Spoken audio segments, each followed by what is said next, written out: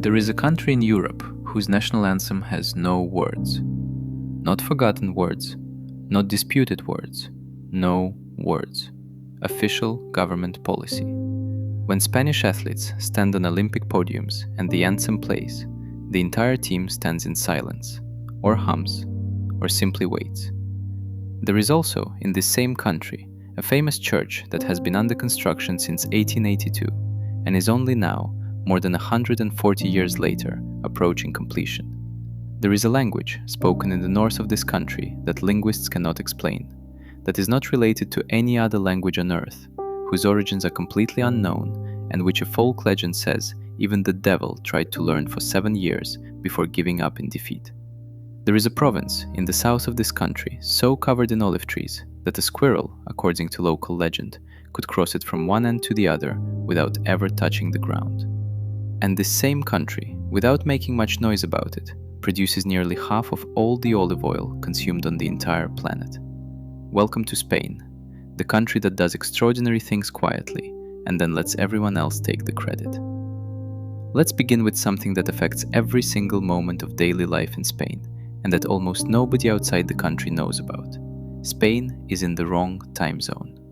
Geographically, Spain sits on the same longitude as the United Kingdom, Portugal, and Morocco. All three of those countries observe Greenwich Mean Time. When it is noon in London, the sun is directly overhead. When it is noon in Lisbon, the sun is directly overhead. When it is noon in Madrid, the sun is still an hour away from being directly overhead, because Spain officially observes Central European Time, the same time zone as Poland, Hungary, and Serbia. This happened because of a decision made in 1940. Spain's fascist dictator Francisco Franco wanted to demonstrate solidarity with Nazi Germany after Adolf Hitler's forces had swept through Western Europe. Franco switched Spain's clocks forward 1 hour to align with Berlin. The war ended. The Nazis lost. Germany and most of occupied Europe gradually restored their geographical time zones. Spain did not. 85 years later, Spanish clocks are still set to Nazi Germany's preferred time zone, and the consequences for Spanish daily life are profound and strange. Because the sun sets so much later in Spain than the clock suggests it should, the entire rhythm of the day runs delayed. Spaniards eat lunch at 2 or 3 in the afternoon. Dinner doesn't happen until 9, 10, or even 11 at night. Flamenco shows start at midnight. Bars fill up at 11 p.m. on a Tuesday. Children are awake at 10 o'clock in the evening. The famous Spanish siesta, the afternoon nap that the world associates with laziness, is actually the logical response of a population living with a clock that is structurally 1 hour ahead of their own sunlight.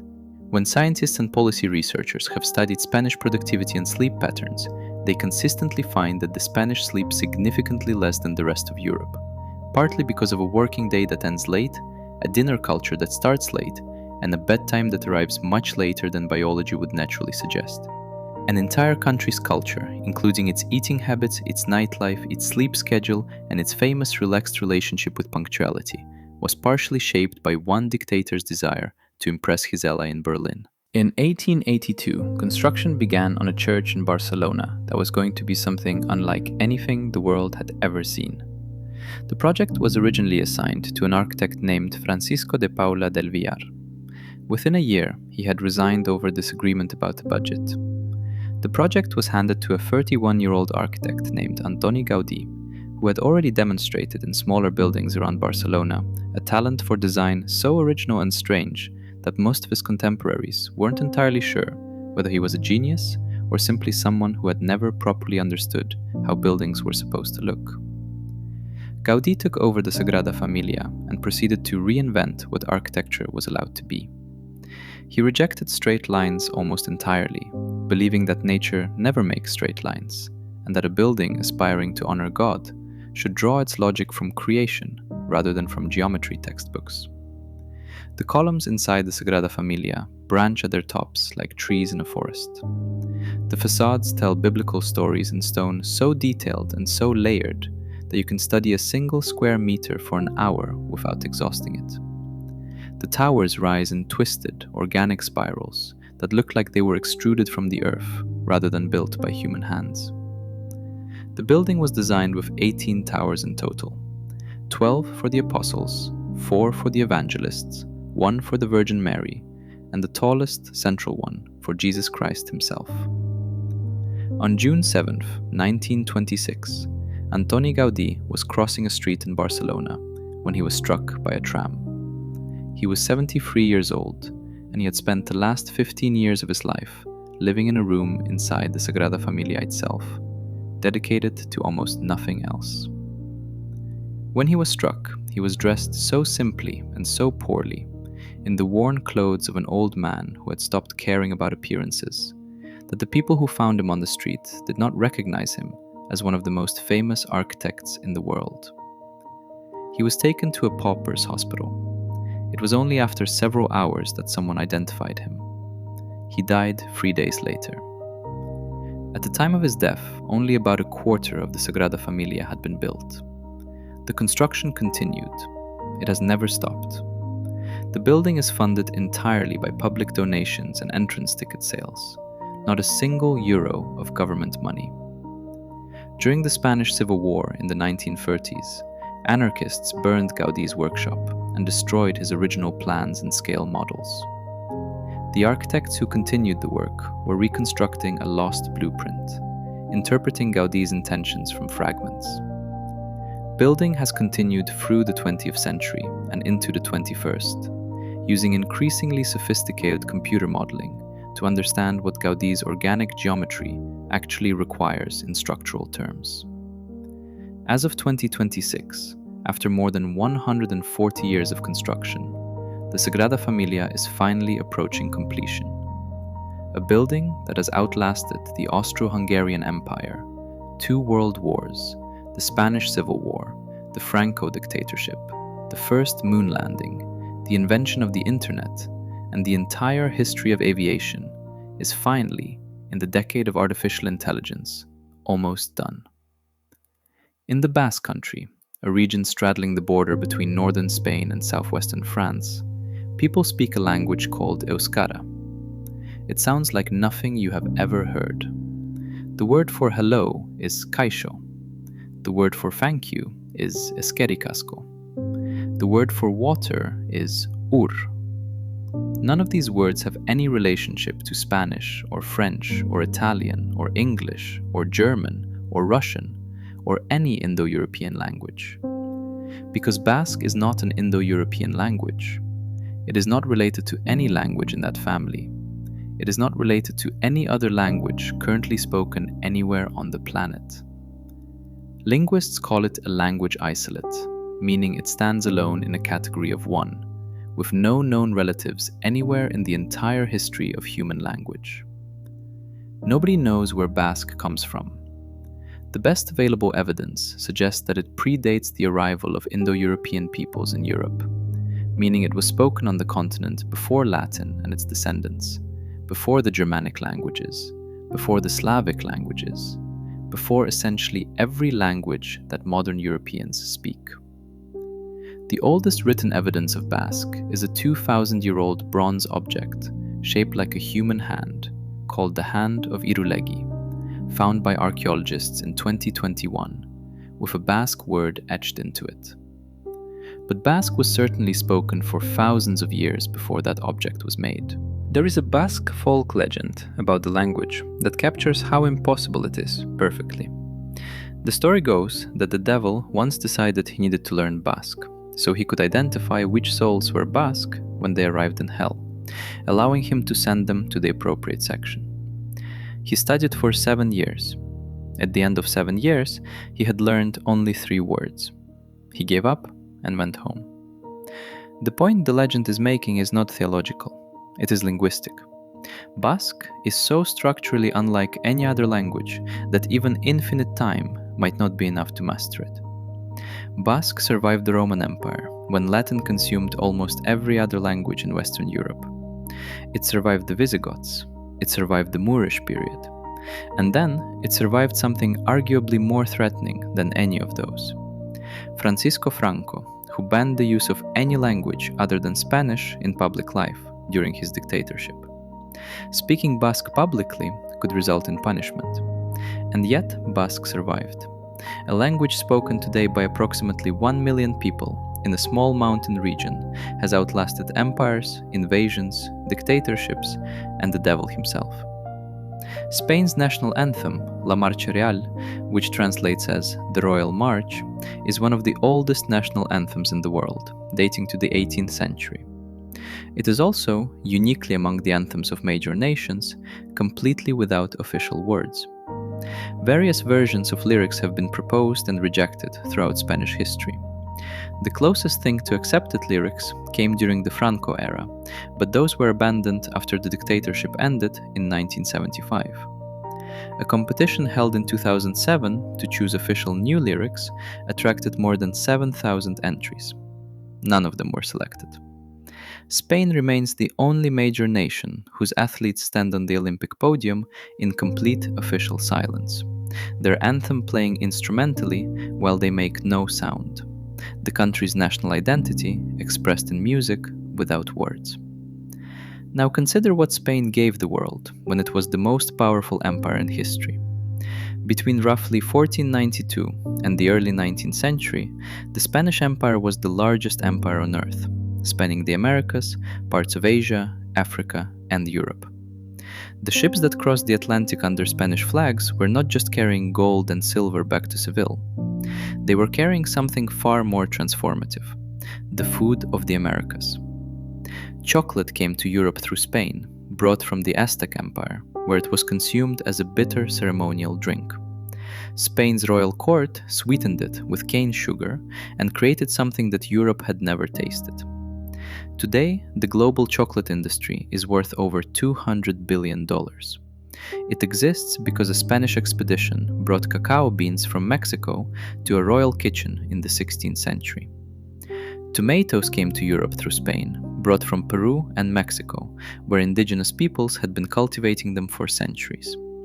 Without that Spanish transfer of seeds, there is no Italian tomato sauce, no French ratatouille, no Greek salad. The foods that define Mediterranean cuisine arrived in the Mediterranean because of Spanish ships. Potatoes came through Spain. Chili peppers came through Spain. Without that movement of plants from the Americas to Europe, Hungarian paprika doesn't exist. Indian curry doesn't exist as we know it. And the entire global cuisine that has come to define comfort food across dozens of cultures looks completely different. The first people to circumnavigate the entire globe were a Spanish-funded expedition. Ferdinand Magellan, sailing under the Spanish crown, departed in 1519 with 5 ships. He died in the Philippines in 1521. His navigator, Juan Sebastián Elcano, completed the journey, arriving back in Spain in 1522, with 1 ship and 18 survivors out of an original crew of 270. That voyage proved the world was round, not by theory, but by sailing around it, and it was paid for by the Spanish crown. Every year, in August, in a small town called Buñol, in the Valencia region of Spain, approximately 40,000 people gather in streets designed for a population of 9,000 and spend 1 hour throwing ripe tomatoes at each other. Not a few tomatoes, not a symbolic handful, 150 tons of tomatoes hurled at close range by 40,000 strangers who have traveled from all over the world specifically for the purpose of being hit with a tomato at high velocity. La Tomatina, as this event is called, is the largest food fight in the world. It started, as far as anyone can determine, in the 1940s, when a group of young people at a local festival spontaneously started throwing vegetables from a nearby market stall at the participants in a parade, because they thought the parade was boring. The chaos was so enjoyable that they did it again the following year, and the year after that. And it has continued ever since, growing from a small local incident into an internationally booked event that brings millions of euros of tourism to a town that would otherwise be entirely unknown. Spain also contains, on the Camino de Santiago pilgrimage route, the Bodega Irache winery, which has maintained a free wine fountain open to travelers since the 19th century. Pilgrims walking the Camino de Santiago, one of the world's great spiritual walking routes stretching hundreds of kilometers across northern Spain, can stop at this winery and pour themselves a free glass of wine directly from a fountain installed in the exterior wall. Not a sample, not a promotional trickle. A full glass, 24 hours a day, available to anyone walking past. In Madrid, on a narrow street in the old city center, there is a restaurant called Sobrino de Botín that has been continuously serving food since 1725. The Guinness World Records officially recognizes it as the oldest restaurant in the world. It has operated through every major event in Spanish history since the early 18th century. The War of Spanish Succession, the Napoleonic invasion, the Carlist Wars, the Spanish-American War, the Spanish Civil War, the Franco dictatorship, and the birth of modern democratic Spain. Ernest Hemingway ate there and mentioned it in his novel The Sun Also Rises. The restaurant's original firewood oven from the 18th century is still in use. The speciality is roast suckling pig, as it has been for 3 centuries. In Catalonia, the northeastern region of Spain, communities practice an ancient tradition called castells, which involves groups of people climbing onto each other's shoulders to form human towers that can reach up to 10 tiers in height. The people at the top are usually small children. The base consists of hundreds of people interlocked in a dense human platform called the piña. The towers are judged on height, difficulty, and the grace of their construction and dismantling. UNESCO has recognized castells as an intangible cultural heritage of humanity. The tradition dates back centuries and remains a fiercely competitive community practice, with different colles or teams competing for regional and national honors. Spain has 49 UNESCO World Heritage Sites, the second highest total of any country in the world. They include the Alhambra Palace complex in Granada, one of the greatest surviving examples of Islamic architecture anywhere on Earth, with its gardens, fountains, and geometric tilework, built during the Moorish period, when southern Spain was one of the most culturally sophisticated places in the medieval world. They include the prehistoric cave paintings at Altamira, created approximately 36,000 years ago by people whose names we will never know, depicting bison and horses and handprints in red and black pigment on cave ceilings, with a skill and vividness that still astonishes modern artists. Now we arrive at the thing Spain does that the world barely notices, which is producing nearly half of all the olive oil on the planet, and then watching Italy get most of the credit. Drive south from Madrid through the Sierra Morena mountains into the region of Andalusia, and as you descend into the province of Jaén, something happens to the landscape that takes your breath away, even if you've been told to expect it.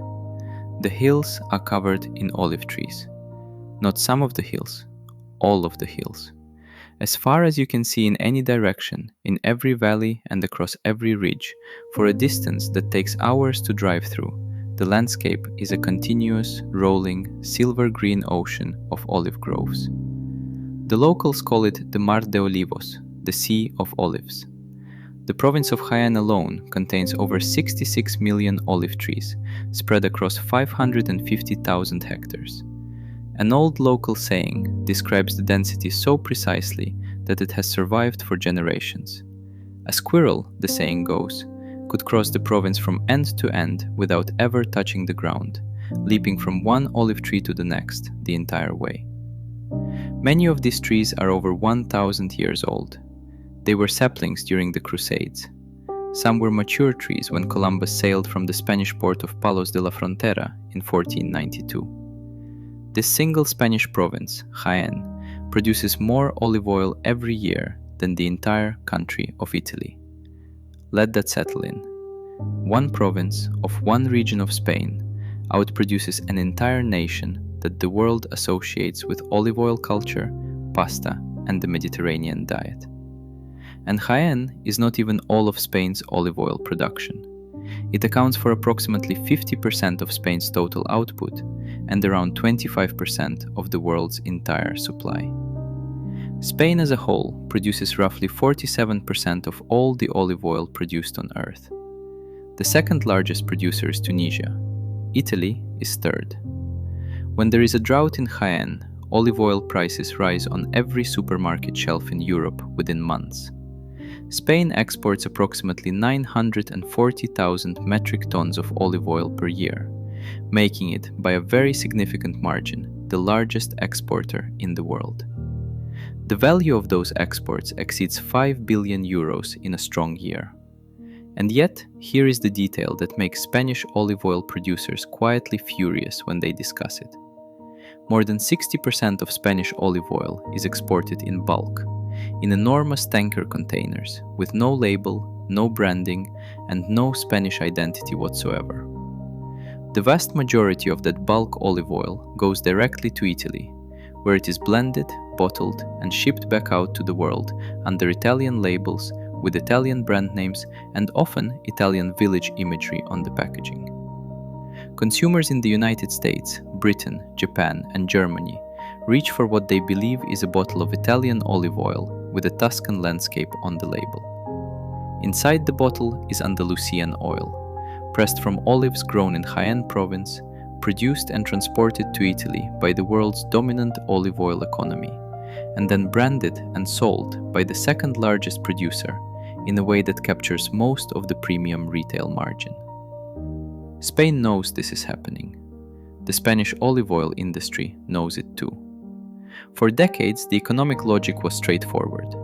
Italian brands commanded higher prices, Italian food culture was better marketed to global consumers, and Spanish producers could sell large volumes at competitive bulk prices without investing in the branding infrastructure required to sell at retail. Gradually, this is changing. Spanish extra virgin olive oils are building international reputations. The Picual variety from Jaén, with its robust, intensely flavored profile and exceptional shelf stability, is increasingly sought out by chefs and food enthusiasts who know enough to look past the country of bottling. Dedicated Spanish producers with their own labels are growing in profile. But the fundamental structure remains. Spain grows the oil, Italy sells it, and the world buys what it believes is Italian. Step back and look at Spain entire, and you see a country that has been responsible for some of the most consequential things in human history, without necessarily being remembered for them. The empire that connected the eastern and western hemispheres. The expedition that first proved the planet was a globe. The crops, the chocolate, and the tomato and the chili pepper that became the foundation of global cuisine. The language now spoken natively by more than 580 million people across 21 countries. The olive oil inside half the world's bottles. The architect who was hit by a tram and left most of his greatest work unfinished, which somehow only made it more extraordinary. And on top of all this, a church under construction for 140 years, a language that has no known relatives anywhere on earth, a national anthem that plays in official silence, a time zone set by a wartime alliance that no longer exists, and an annual event where 40,000 strangers throw 150 tons of tomatoes at each other in a town of 9,000 people, because someone did it on a whim in the 1940s, and nobody has been able to stop since. Spain is the world's largest olive oil producer. It is also the world's second largest country by UNESCO World Heritage Sites. It has the world's oldest restaurant, the world's largest tomato fight, and a language with no known origin that defeated the devil. It is in the wrong time zone because of a pact with Hitler. Its greatest building is still not finished. Its national anthem plays in silence. It is also, quietly and without much fanfare, one of the most fascinating places on earth. And the next time you reach for a bottle labeled Italian olive oil, there is a very good chance you are holding the produce of a 1,000-year-old olive tree growing on a hillside in Andalusia, in a province that produces more liquid gold than any other place on earth, in a country that has been doing extraordinary things without demanding credit for them for 500 years.